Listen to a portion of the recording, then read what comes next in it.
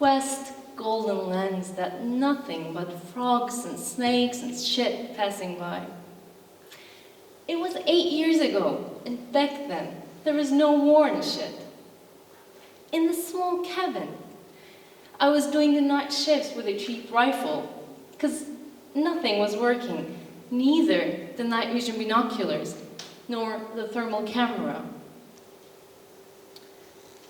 Once, I tried to talk with the commander about this problem, but he kindly advised me to go fuck myself and not to deal with the fucking shit that is fucking the commander's duty.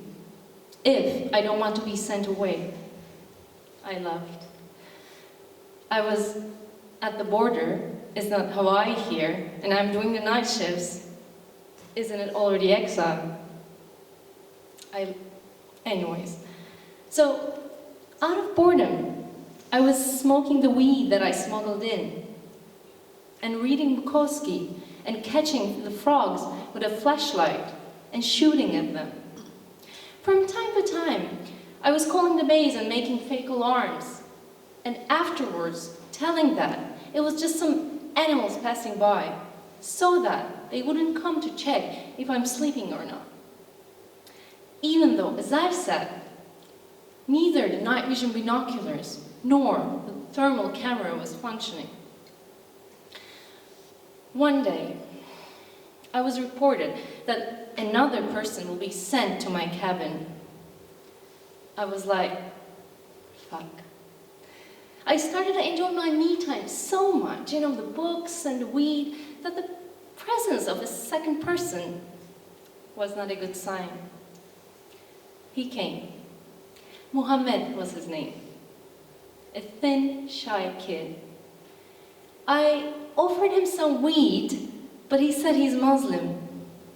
Me too, I said, because I just wanted some kind of a connection, and I was also afraid that he might squeal about the weed to the commander.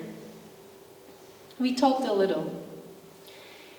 He was an enthusiastic, nationalist, conservative young kid at the age of 19, and he asked me about the night vision binoculars and the thermal camera. It doesn't function. What do you mean it doesn't function?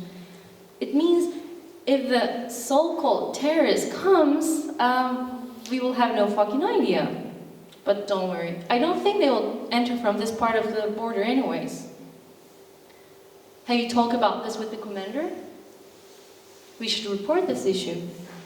Yes, I have, and please don't talk to him, and don't tell this to anyone in the dormitory. He cried. He cried, and he cried, and he whined, and he whined, and he whined. Everything he believed in was protected by no one. There was no holy nation and shit. And he being in this jail had no meaning anymore. Maybe Allah was there to do something, but I have no idea about that shit. The weekends were nice though. We were allowed to go to the small village, and there were chickens and hens strolling around and shit.